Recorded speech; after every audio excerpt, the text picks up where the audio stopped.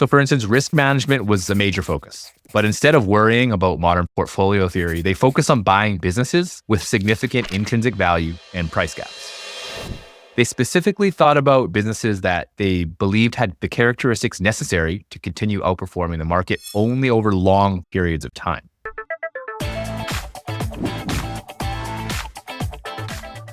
Today, we'll be discussing a book that deals with some of the subtle nuances of Warren Buffett's focused investing strategies. That book is called The Warren Buffett Portfolio and is written by Robert Hagstrom. This book is great because it goes over a few key areas that really differentiate what Robert calls focus investors from the rest. Focus investors engage in focus investing, and they tend to think a lot differently. This book is a wonderful guide to help you understand how these focus investors think and why thinking this way could benefit your financial health. But first, let's really discuss exactly what focus investing is. The essence of focus investing has three primary components. 1, you choose a few stocks that are likely to produce above average returns over the next 5, 10, or 20 years. 2, you concentrate your capital on a few of these positions. And 3, you maintain conviction when warranted and are very resilient to short-term price fluctuations in market prices. Now let's go over each of these three tenets. You might be asking, how many stocks does a focus investor need in their portfolio? Warren came up with a really good solution that would make sense provided that you are the type of investor who has an in-depth understanding of a business's economics. So Warren says that 5 to 10 sensibly priced businesses with long-term competitive advantages is really all the diversification that is required to succeed in investing. Over the years, I've observed what other people think about these numbers. Most people are shocked at the thought of having such a small number of position sizes. But here's the thing about diversification. The more diversified you are, the less information you really know about each position that you own. Even if you speak to the CEOs of the largest asset managers in the world, I can guarantee you that they do not have an in-depth understanding of everything that they manage. Instead, they outsource that work to other people in the business so they can specialize in whatever they need to in order to continue improving the business. But as individual investors managing our portfolios or those of others, don't you think you owe it to yourself to understand everything that you own? If you do not desire to understand businesses deeply, Warren would just tell you to diversify. This has the benefit of not bothering to try to understand businesses at a deep level, as you can just count on the strength of the underlying country. In Warren's case, this was the US market. But if you do decide to go the index route, there is a really big key that you must take into account. If you index, your returns will never beat the index. You'll be handcuffed to the results of the index and never stray from them.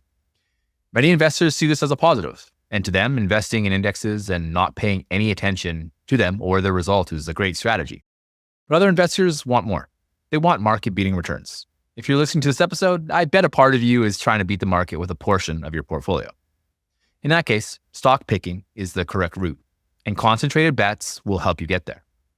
We are going to discuss some of the great data that Robert came to find while researching diversified versus concentrated portfolios. Stick around, as I know you'll enjoy the results. Third point here is on conviction. Focus investors must have conviction. After all, if you only hold a few stocks and have a large percentage of your portfolio in these positions, a few other things are also valid. It means you aren't looking to trade in and out of stocks like a kid trading snacks during lunch. It also means that once you find an idea, your ideal situation is that the business continues to perform for many, many years into the future. These two second-order effects of conviction have to do with your timescale. You can't be a focus investor while simultaneously always looking to invest somewhere else. There comes a point where you need to ride with what you have and avoid the over-tinkering that causes many investors to produce unsatisfactory results. A sports reference here is going to work best. So in the preseason of any professional sport, the team's manager assesses what he has to create the best possible roster. And creating a stock portfolio is really the same thing. You're trying to build a roster of the best possible businesses to fit into your portfolio. They should not be players that can be easily replaceable. If you're creating a roster of replaceable players, then you really need to be more discerning about what you let into your portfolio in the first place. I personally want a portfolio where deciding who to cut is a very, very tough decision. And I feel like I'm getting closer and closer to that point as I gain more experience. But deciding who to get rid of has been a lot easier over the last few years. This concentration style is far different from what is traditionally taught in financial institutions. To best understand how we should think, we must also understand why everyone feels the way they do. For that, we need to go back in time and examine the ideas of three influential people in financial academia.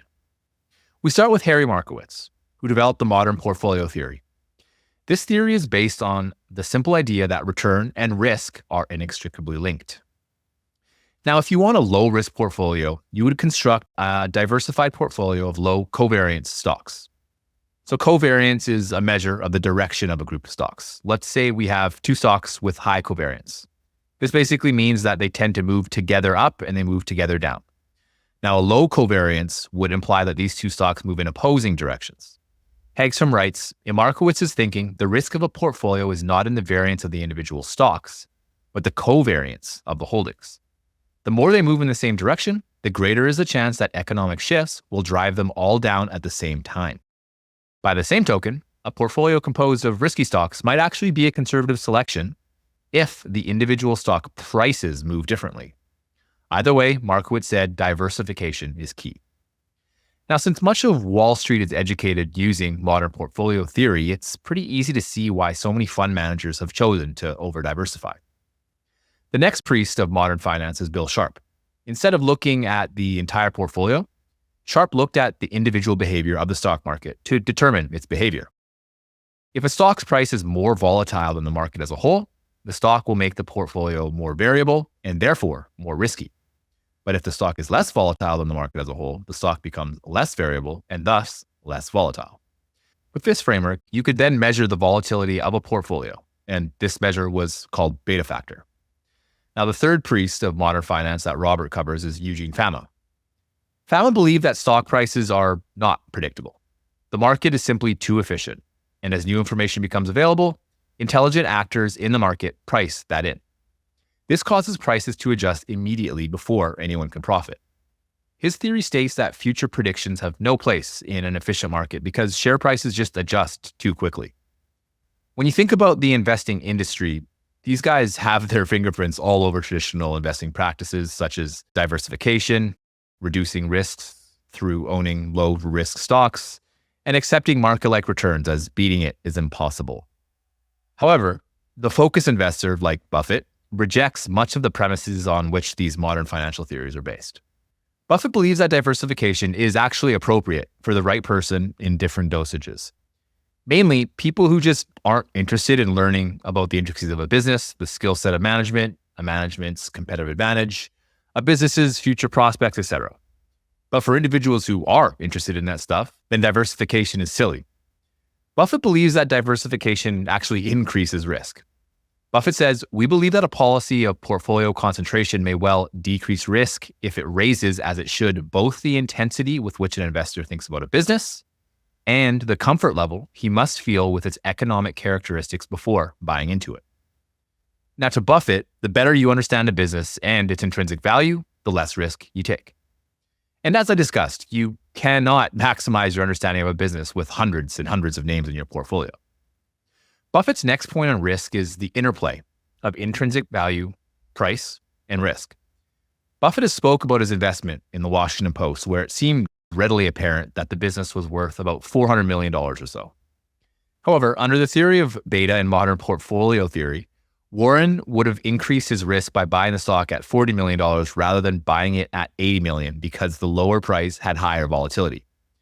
Now, just think about the logic of that statement, and it really becomes hard to argue that some of these theories just don't make a lot of sense when you truly understand the value of a business.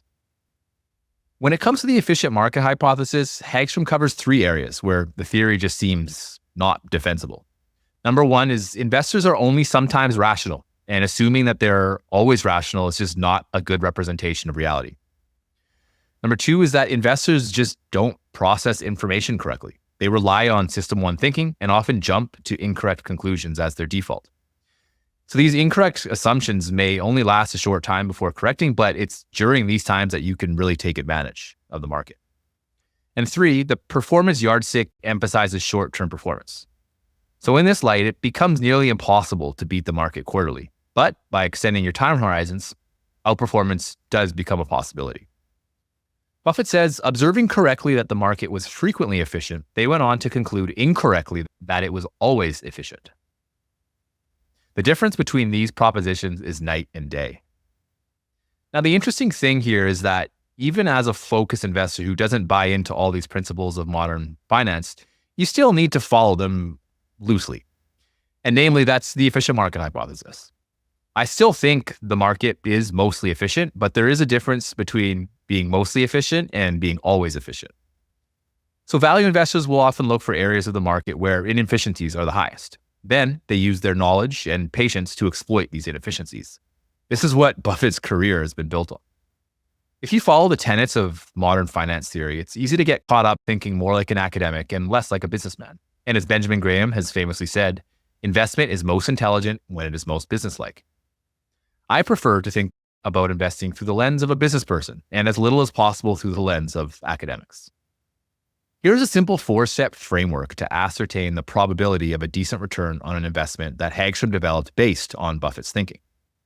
1. The certainty in evaluating a business's long-term economics. 2. The certainty in management's ability to maximize a business's potential and properly allocate capital. 3. The certainty that management will prioritize shareholders' interests over their own. And 4. The purchase price of the business.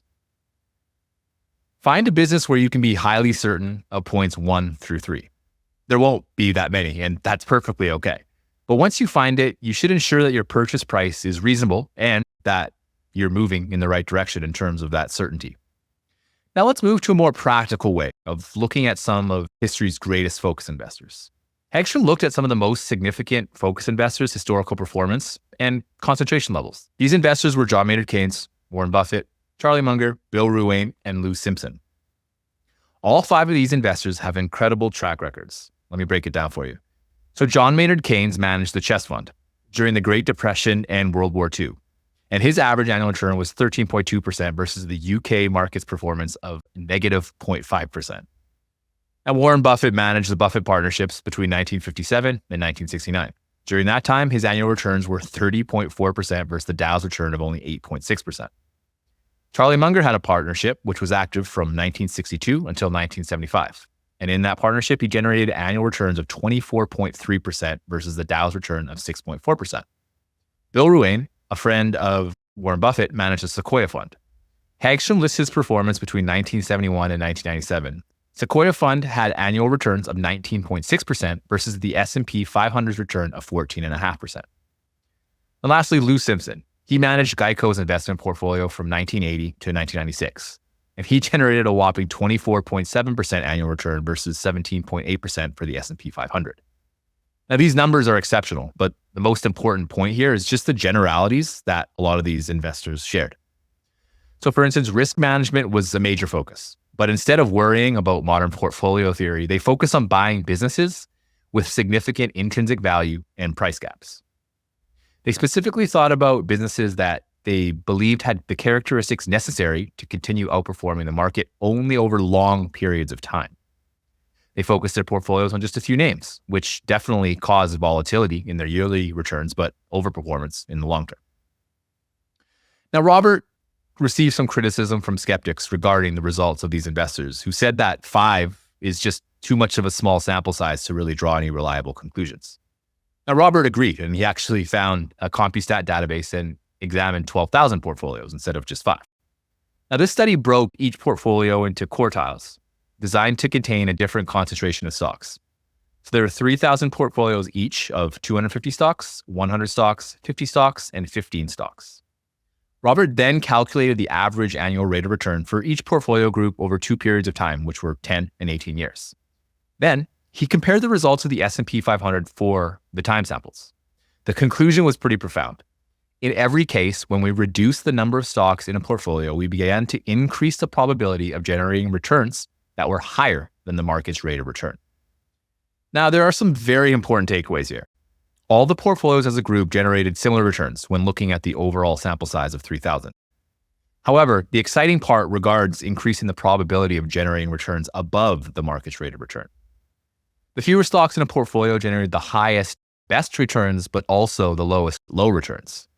These results lead us to 2 conclusions. 1, you increase the probability of outperforming the index with a focused portfolio. And 2, you increase the probability of underperforming the index with a focused portfolio. Now, the key here is to really optimize for point one while protecting yourself from point two. And the best way to do this is to become an expert business analyst. Suppose you can discern what makes one business superior over competitors, like the 5 investors who I just mentioned. In that case, you tip the odds in your favor of avoiding any significant losers who can drain your long-term performance. If you go the focused investor route, you also must be aware that you will lose against the index with some regularity. So you must remember that the goal is to maximize high absolute returns over the long period and not to beat the index over just a short, 90-day period. Nobody beats the index quarter to quarter anyway, so I always really find it puzzling that people try to do this. The last point I want to discuss here in this section was the role of frictional costs. Robert didn't actually take this into account for the CompuStat study. However, he did note that the fees involved in buying and selling 250 stocks are obviously going to be much more prominent on an absolute and relative basis than a 15 stock portfolio. He said that if he'd considered that, adjustments would have been necessary for the portfolio that would have actually widened the gap even further. As an investor, you can really just use diversification to your advantage. If you're a newer investor, use diversification as you familiarize yourself with an investing strategy that just resonates with you. You could keep the bulk of your capital in index funds and then slowly add to individual stocks once you become more comfortable with them. If you are an investor who doesn't hold index funds but is diversified into, say, 50 or 100 or more names, maybe you start trying to figure out which businesses that you understand best. Then slowly add to your highest conviction ideas while removing your lower conviction ideas, or maybe removing ideas that are outside of your circle of competence. Or maybe you are a concentrated investor with single-digit names, but realize that you don't have the time to really understand a business. In this case, maybe allocating a portion of your portfolio to index funds is smart until you find enough time to be much more comfortable with just a few businesses. The possibilities really are endless. Just realize that even though focused investors tend to favor concentration, you personally don't have to if you don't feel that it is the right time. I mentioned here that these super investors of Buffettville had some volatile results. And this leads very well into the next section of the book I want to cover, which is measuring performance. I'll connect the two of these things to you very shortly here. But first, we need to get something out of the way. So dogmatic thinking in investing has caused the less sophisticated investor to believe that the squiggles in the value of their portfolio is the optimal performance measure. But Warren Buffett disagrees. He thinks, and I agree with him, that market prices are frequently nonsensical. So using nonsensical feedback to determine individual performance just doesn't seem like the way to measure performance. Now let's go back to the super investors that we mentioned earlier. Out of all 5 of these examples, Buffett, during his partnership days, was the only one who never faced a year where he underperformed the benchmark. But how did the rest fare? Here are the percentage of the years that these investors actually underperformed the market. So Keynes underperformed 33%, Munger underperformed 36% of the time, Ruane underperformed 37% of the time, and Lou Simpson underperformed 24% of the time. So this shows that focused investors with very enviable track records will still underperform the market at least 1/4 of the time. And if that's not hard enough, all of these investors besides Lou Simpson had 3 to 4 consecutive years of underperformance at some point during their investing career. So this means that they had to field questions from their investors and from themselves if their strategy was still viable. Now, in a recent chat with Scott Barbie on TIP678, he discussed how he dealt with a brutal drawdown of 72%. He mentioned that although the prices for many of his holdings had decreased substantially, he saw incredibly high divergences in price and value of his portfolio. The businesses he owned were oozing with value. Many of the names he held were trading below the levels of cash per share. So clearly, Scott understood the value of what he owned and held through the market's punishment. And a fascinating thing happened as a result. In 2009, his fund generated 91% returns, which got him on the cover of the Wall Street Journal. When asked about what he did to achieve these results, he said, "Well, I feel very sheepish about that because I didn't do anything. I just held the same thing and the stock price went down because they were purging out shares." Now, if you like mental models as I do, this is a perfect example of regression to the mean. Due to some of the harrowing down years, he had a higher probability of that being followed by some very high highs. But let's get back to Keynes, Munger, Simpson, and Ruane. If we looked at their results regarding their percentage of time underperforming the market and the multi-year drawdowns, what can we assume about the ability to work in today's environment? Hagstrom writes, they would probably be canned to their clients' profound loss. Yet, following the argument that the focus strategy does sometimes mean enduring several weak years, we run into a very real problem. How can we tell using price performance as our sole measure whether we are looking at a very bright manager who is having a poor year or even a poor 3 years, but will do well over the long haul, or one who is just starting a string of bad years? Well, we can't. To address this problem, we need to change how we think about our time horizons. Price can't be the only measuring stick we use, and making short-term judgments on performance has to be tabled. In Buffett's mind, measuring the performance of a private company is the same as measuring the performance of a publicly traded company. This is the optimal way to measure performance.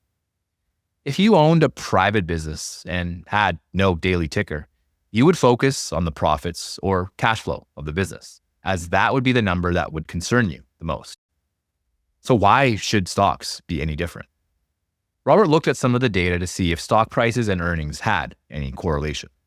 He looked at 1,200 companies ranging between 3 and 18 years and measured the correlation of the price and earnings. For instance, a correlation of 0.36 meant a 36% variance in price explained by the variance in earnings. So here's what he found in each time cohort. With stocks that were held for 3 years, the correlation ranged from 0.131 to 0.36. With stocks held for 5 years, the correlation increased from a range of 0.374 to 0.599. With stocks held for 10 years, the correlation again increased from 0.593 to 0.695.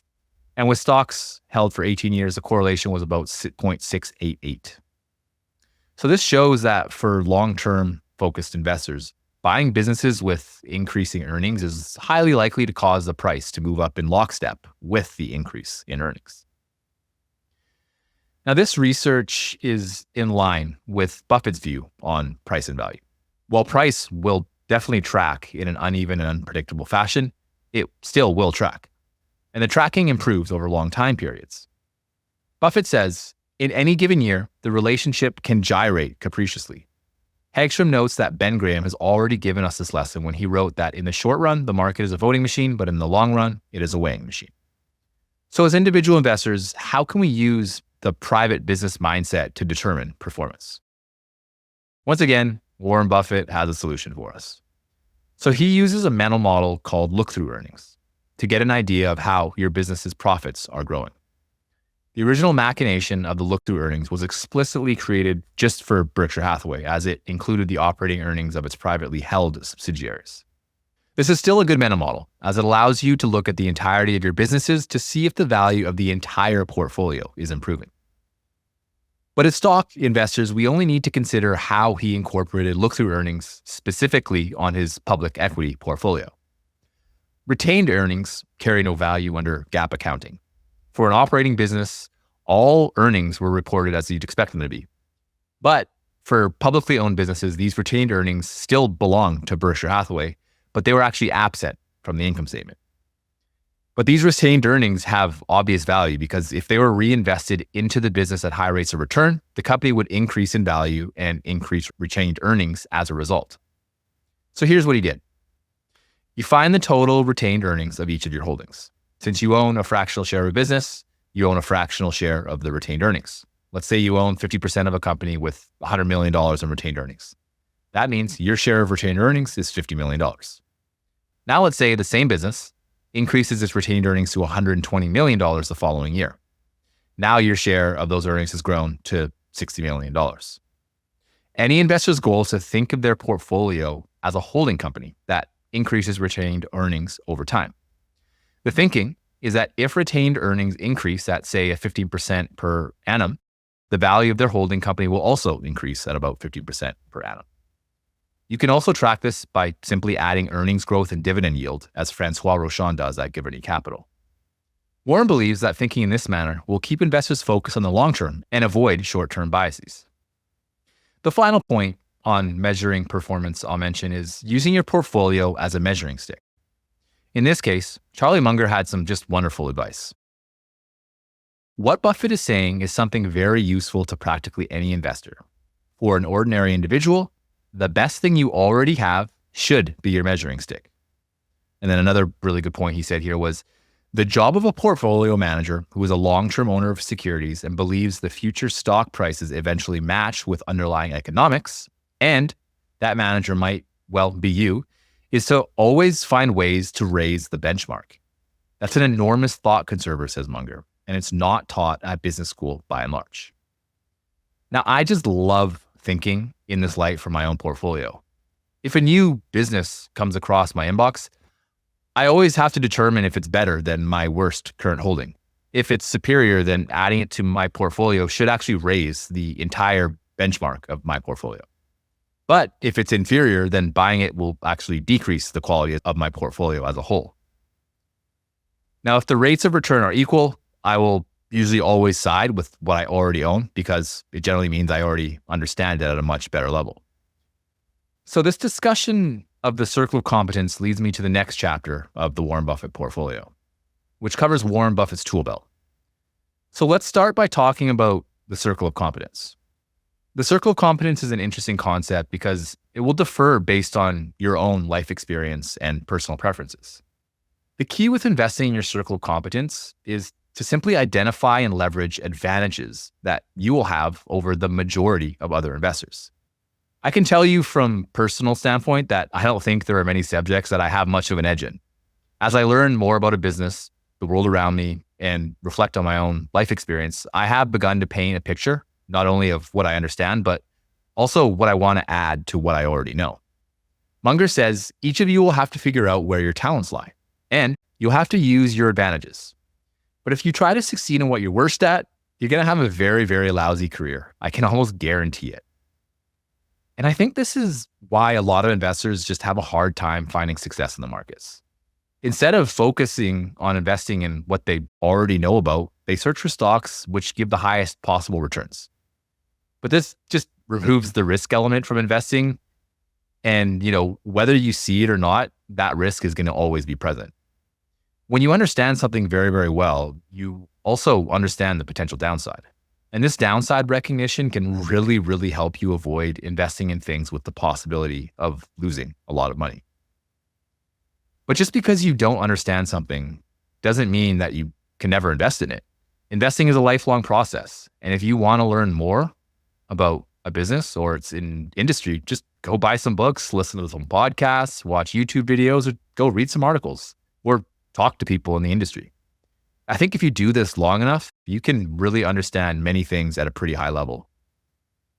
And then also speaking, I think sometimes we look at analysts and while some of their analysis might seem impressive, some of it's not quite as impressive.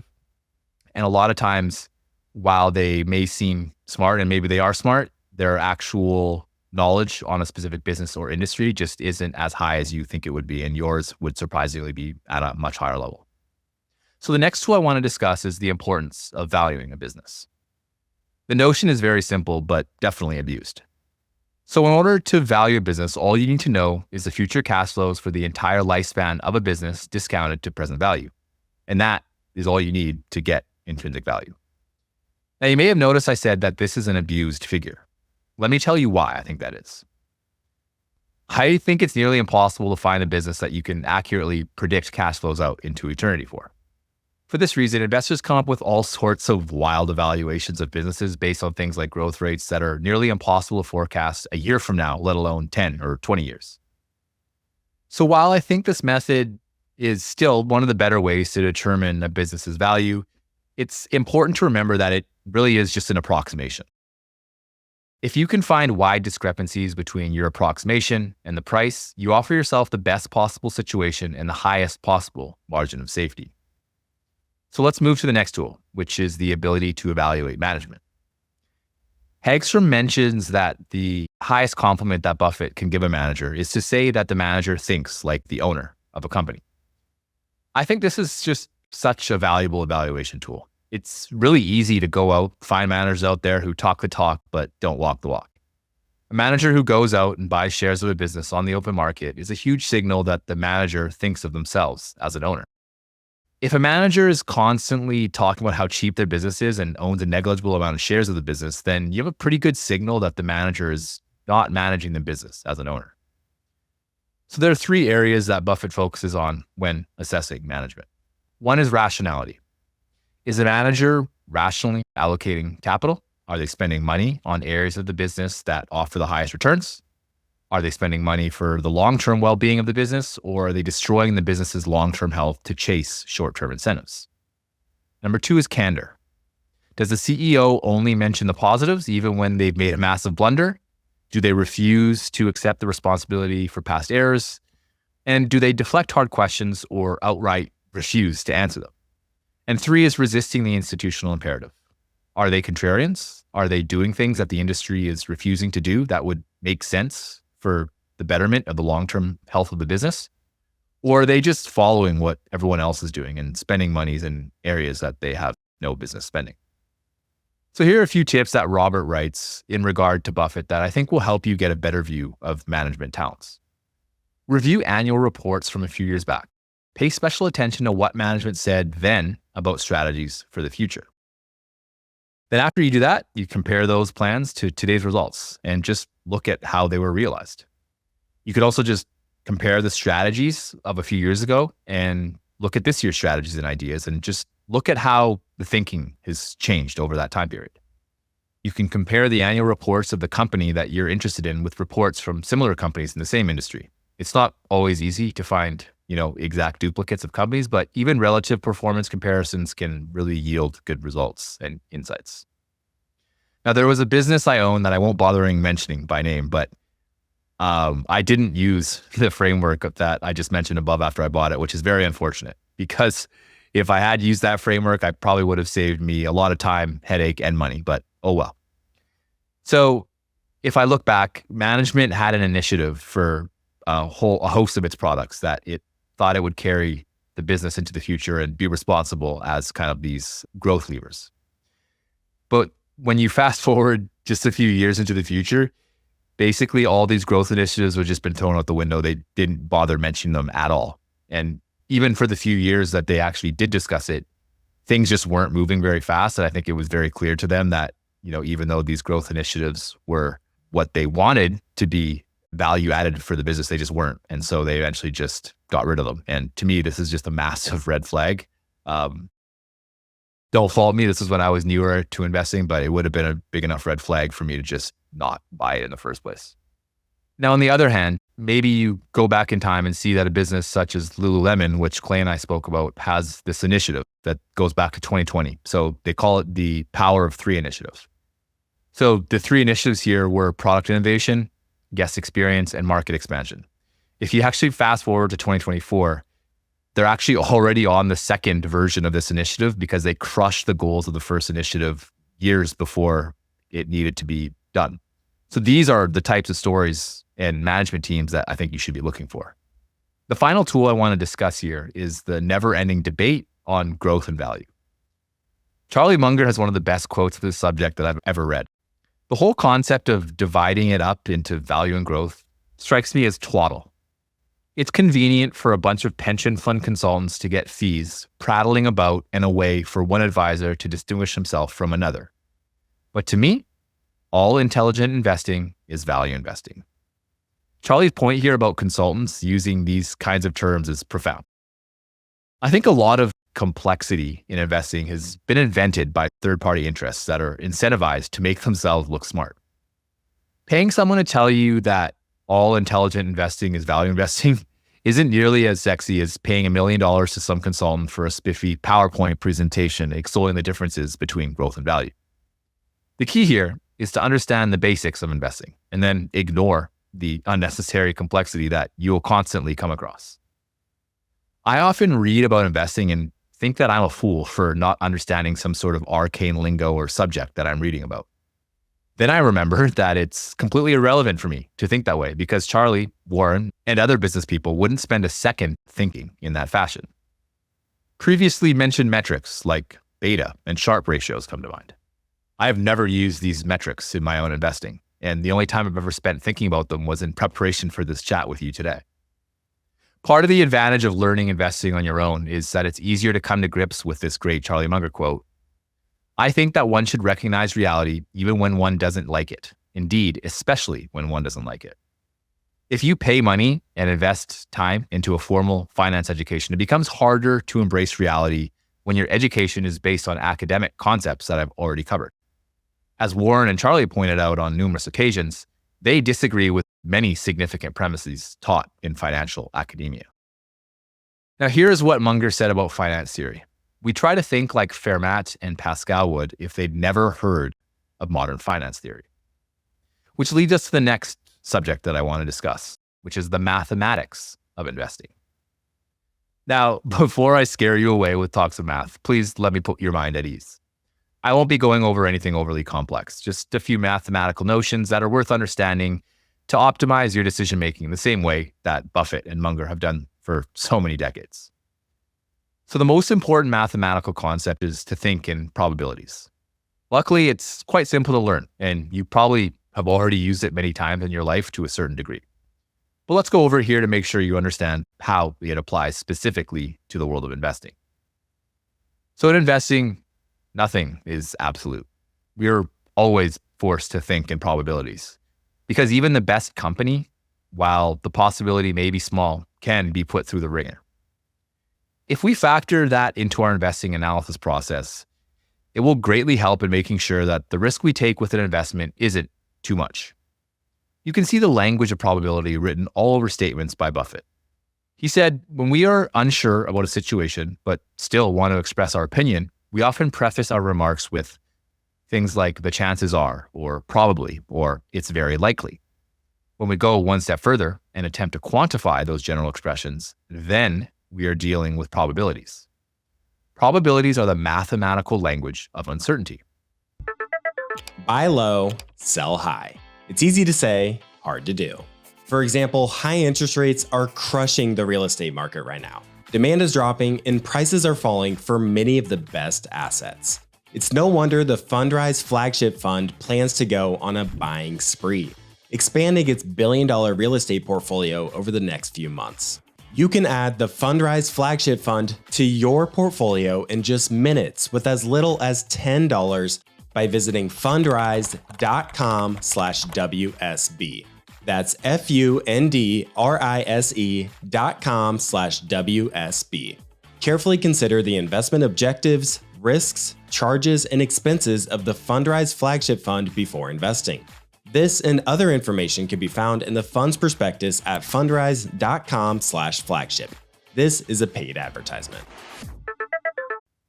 Okay, so now that we understand why probability is so important, how do we calculate it now in a practical way? The answer here is going to be Bayesian analysis. So this analysis gives us a logical way to consider a set of outcomes of which all are possible, but only one will actually occur. Let's go over a quick example here to help you understand it best. So let's imagine that you are looking at a business that listeners of TIP will be familiar with, which is Evolution AB. For this example, we're going to use 3 different types of scenarios that many of you probably will be familiar with. So that's going to be a bear case, a base case, and a bull case. For the sake of simplicity, we're going to just assign each of these scenarios a 33% probability of occurring. You may or may not agree with these numbers, but it's my show, so you're going to have to bear with me here. So let's briefly discuss what could happen to reach each scenario. In the bear case, let's say Evolution loses some of its competitive advantages as other gaming operators take their business to other businesses. As a result, their net income decreases as they lose customers and current clients just become static. They fail to start adding new ones. In this case, due to decreased earnings, let's say the share price goes down about 20%. In the base case, the business continues doing what it has done historically on a smaller growth projection. They continue growing earnings by about 15% and are further boosted by a 3% dividend yield and a 2% buyback yield. This causes the share price to improve 20%. In the bull case, the business extends its competitive advantage versus competitors. Let's say they lock up even more regulated market share. They boost their earning growth to 25% along with a 3% dividend yield and a 2% buyback yield. This scenario causes the share price to improve by 40%. So now that we know the probability of the event and what will happen to the share price, we can bring this back now to just a single number. So the bear case has a 33% chance to reduce the share price by 20%. The base case has a 33% chance to increase the share price by 20%, and the bull case has a 33% chance to increase the share price by 40%. Now, the share price as of August 29th is around 1,067 SEK.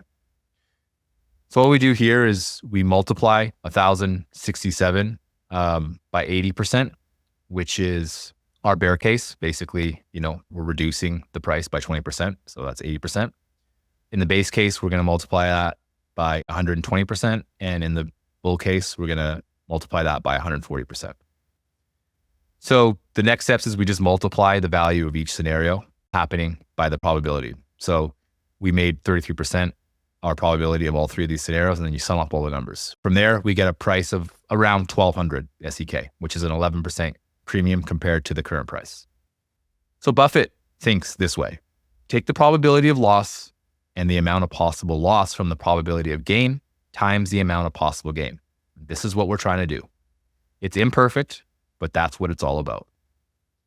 If you change the probabilities or the expected outcome, the premium will go up or down on the example that I just gave. Now, this means that thinking in probabilities requires you to make adjustments to your assumptions over time. There's going to be new events that occur that maybe will decrease the chances of your bear scenario, or maybe they'll make your bull scenario even more likely, or maybe even more bullish. Once you think about investing in terms of these kind of decision trees, you really amp up the ability to make great decisions and protect yourself from risk. Hagstrom gives an excellent example of Warren Buffett and Wells Fargo. The gist of it was that in the bear situation, Wells Fargo would actually just break even, and the possibility that Buffett attributed to that scenario was low at just 10%. So this would give him a 90% probability of his base and bull case happening. So this means that the downside was that he didn't lose anything, and the upside offered a return that was acceptable to Warren Buffett and Berkshire Hathaway. So this kind of just really plays into Monish Prabhai's concept of asymmetric bets, where you can't lose too much money if you're wrong, and you win a lot when you're right. So the next section that I want to discuss is how to use this Bayesian analysis in the markets. If we run Bayesian analysis and see that the market is not seeing what we are seeing in terms of value, how do we determine when to make a bet? Charlie Munger has famously said that the stock market is like a pari-mutuel system that you see at a racetrack. The odds of a bet change based on what is bet, just like the odds of an investment change based on the market's mood. And in terms of the market's mood, it's the same thing. If the market's really, really euphoric, it means more people are going to be buying, meaning they're going to be driving the price up, and it's going to get more and more expensive. So let's go back to the racetrack analogy here. So let's say a favorite horse pays 2-1 at the racetrack, while the long shot might pay 100-1. If I ask you which one you take, you might make a choice, but it really isn't enough information to know which horse is the better bet. In the market, we often see mispricings. A business, let's say with a price of $1, but let's say this same business has a value of $10. This is going to be a very, very attractive bet versus, let's say the same business is now priced at $20 with just the $10 value. So when the odds are in your favor due to these large mispricings is when you really want to pounce on opportunities, because these opportunities don't come around very often. So I'd like to close this section off with yet another great Charlie Munger quote discussing the importance of thinking in decision trees. Without question, Buffett's success is tied closely to numbers. One of the advantages of a fellow like Buffett, whom I worked with all these years, confesses Charlie, is that he automatically thinks in terms of decision trees and the elementary math of permutations and combinations. Speaking of Charlie Munger, one of the greatest contributions to the world, and not just in the lens of investing, was his presentation on the psychology of human misjudgment, which is, broadly speaking, the next area that I want to cover in today's episode. The book covers two of Buffett's big influences in investing and understanding the psychology of markets. The first person being Benjamin Graham, and the second person being Charlie Munger. So Benjamin Graham had three important principles that I think have really, really helped shape how Buffett thinks about investor psychology. Let's go over those. The first one is to look at stocks as businesses. This means that once you purchase a stock, think of yourself as a partner with the business and its management team, and not just the owner of a stock certificate or a bunch of blinking numbers on a screen. that you should just sell to another person on a whim. I think this mental model really helps you try to build a fictional relationship with management, which can help you maintain a lot higher conviction. So the second one here is the margin of safety concept. Now, the margin of safety concept gives you a competitive edge in investing when you can just buy things for less than they're worth. So this accomplishes two things. It allows you to make more money when you were right, as the wider gap between price and value that closes, the more money that you're going to make. And then secondly, it minimizes your downside risk when you were wrong due to the already cheap price that you were paying. I was just chatting with the TIP mastermind community today, actually, about this book a little bit. And one of the interesting points that came up was that value investors often lag during bull markets and outperform during bear markets. And I think this is the exact reason, is that they have this margin of safety. So during bear markets, if the market as a whole goes down, a lot of the reasoning for that decrease in price will be that expensive stocks see these huge reductions in price. But for value investors, they have more businesses in their portfolio that are already cheap. And so they're the ones that are least likely to go down in price during market sell-offs. So the third one here is the investor's mindset. When you think about investing as a business person, Buffett says that you're 99% ahead of the rest of the market. And that's just an enormous advantage. Thinking like a business person means you put the same type of work, analysis, energy, and mental effort into buying a private business as you would a stock. Arguably, Graham's biggest contribution to investing was flipping traditional wisdom in regards to price fluctuations. Instead of being, sad and depressed when the price of a stock goes down, he taught us to use this to our advantage when we could identify even wider mispricings due to the depressed mood of the market. The key here is to not participate in the market's mood and develop your own perception of what an individual business is worth. When the market has soured on an idea that you really, really like, then you can pounce on it because the price is going to come down. Now, the next person to help shape Warren's view on the psychology of the market is Charlie Munger, of course. Munger has all sorts of incredibly useful thinking tools. And one of his best known tools is his two-track analysis. So to use this framework, you really only need to answer two questions.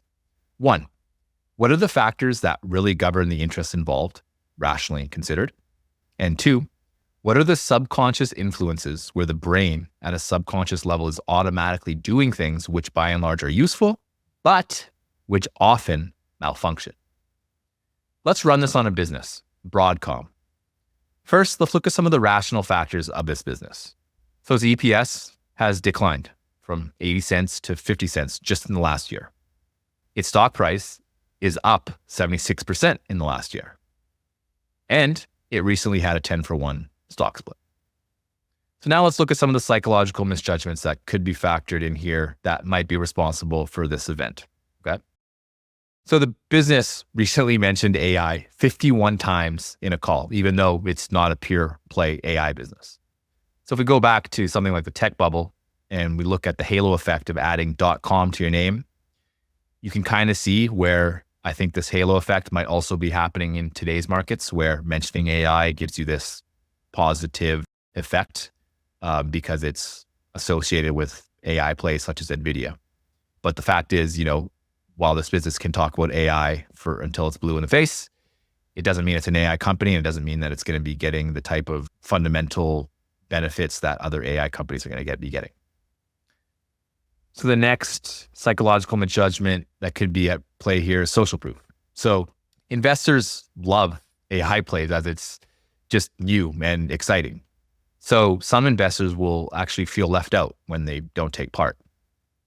Now, businesses can take part in the potential upside of joining in one of these rallies when investors all just want to fit in with the herd. And so that's why, a business like Broadcom, even though it's not a pure play AI business, it might not even necessarily be that they're trying to manipulate the market or anything. Management, for all we know, could also just be very enthusiastic about AI, and they want to try to figure out ways to use their product in an AI arena. Please be of note, I don't really know anything about Broadcom. I'm just going over some of the metrics that I found that were based on facts, and then just looking at some of the psychological misjudgments here. So the final one here is just loving tendency. So investors out there who might already own businesses like NVIDIA might now be looking for similar businesses that offer upside that they hope will approximate what NVIDIA did for them.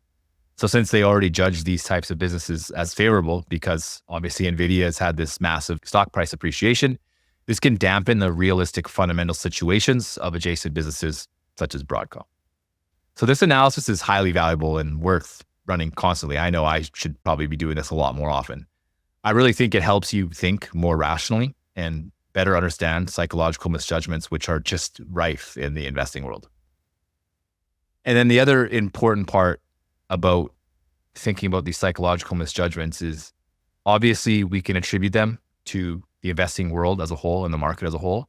But I think probably even the more powerful use case of it is in self-reflection, where you're looking at yourself and seeing where you could possibly be making these mistakes, because I can guarantee you, you are making them. We all do at some point in time.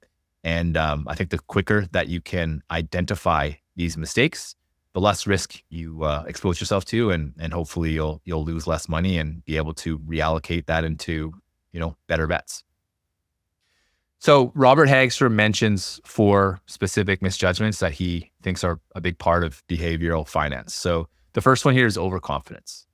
So investors believe that they are more intelligent than everyone else, even though base rates would suggest otherwise. The second one here is overreaction bias. Investors tend to overreact to bad news and underreact to good news. If short-term news is poor, investors will overreact and punish the share price. And often good news might actually take years to show, while the stock market refuses to account for it. The third one is loss aversion.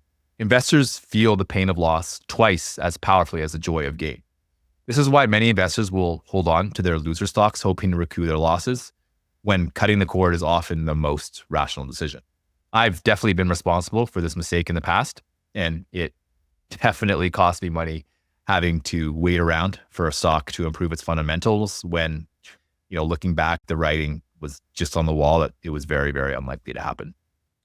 So the fourth one is mental accounting. So this refers to our habit of shifting our perspective on money as surrounding circumstances change. We tend to mentally put money into different accounts, and that determines how we think about using it. So this concept of mental accounting is interesting, and I want to touch on it a little bit more here because it has some very profound effects, I think, in financial history. So Edward Chancellor, in his excellent book, The Price of Time, mentions that easy money ends up leading to speculative manias. Now, I think part of this can actually be attributed to mental accounting. When money is easier to come by, it can be thought of as being found money, especially in the low interest rates that we've lived in here for the past few years. This changes investors' perception of money versus having to work hard for it or not being able to have access to it as easily. As a result, people invest money differently and often into perilous and speculative investments that eventually blow up in their face. So one thing that you'll notice about these 4 biases is that they require large amounts of self-awareness if you hope to try and combat them on your own. And this is precisely what Warren Buffett does while he's thinking. Hagstrom writes about Buffett, he puts his faith in his own research rather than in luck. His actions derive from carefully thought out goals, and he is not swept off course by short-term events. He understands the true elements of risk and accepts the consequences with confidence.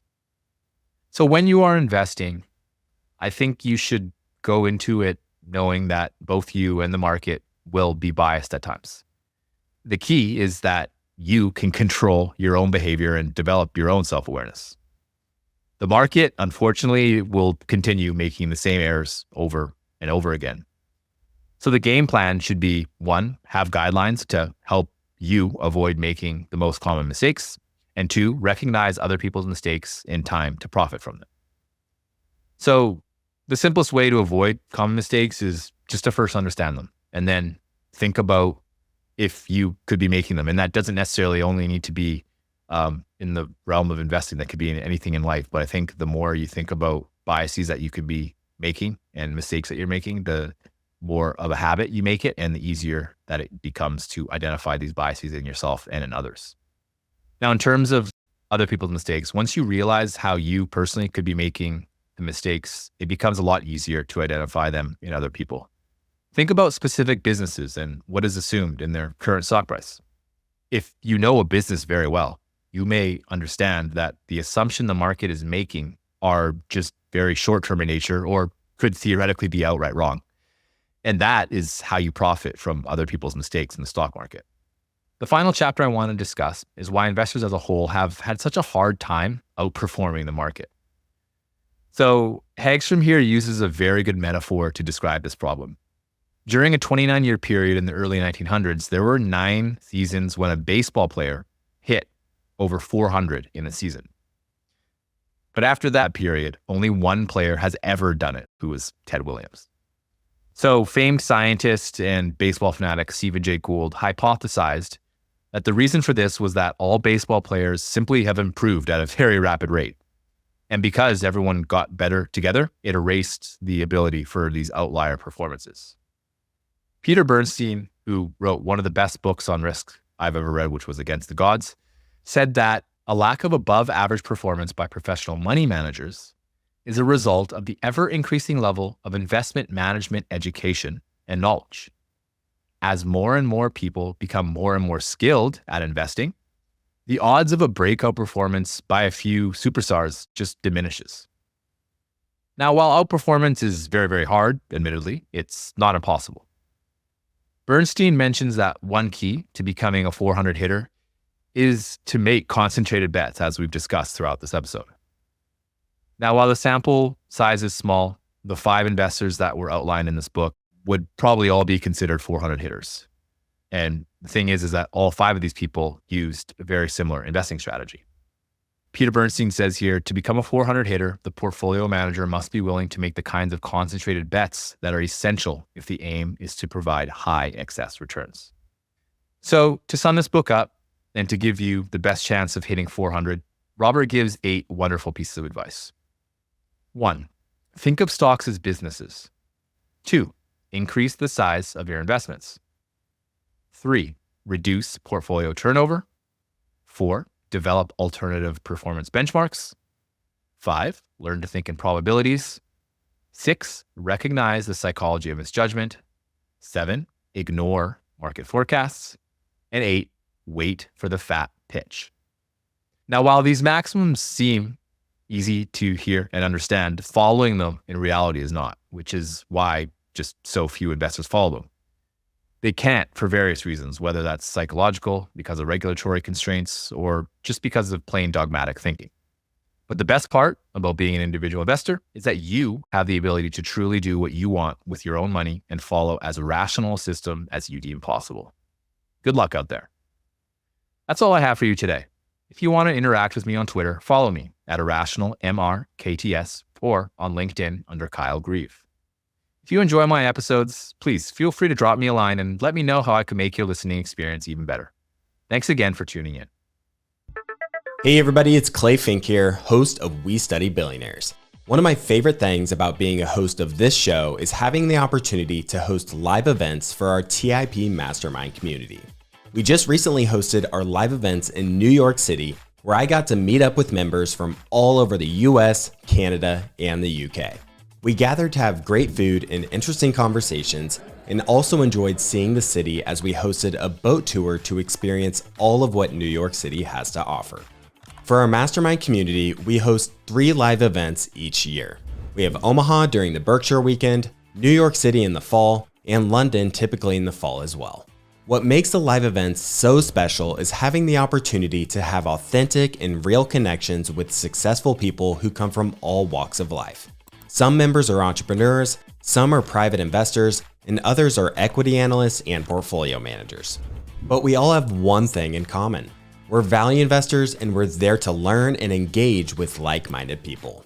In addition to our live events, we also have a platform online where members can talk stocks and share ideas, and we also host weekly live Zoom calls that we record for the group. One of the things I really appreciate about this mastering community is that you meet like-minded people from all over the world, and you have a chance to hang out with them, have a ton of fun, and also talk about investing. So if you're not into meeting up in person, we also chat online about our stock ideas, what books we're reading. We host Q&As with special guests like Chris Mayer and Gautam Baid, and members oftentimes share their portfolios and the opportunities that they're currently looking at in the market.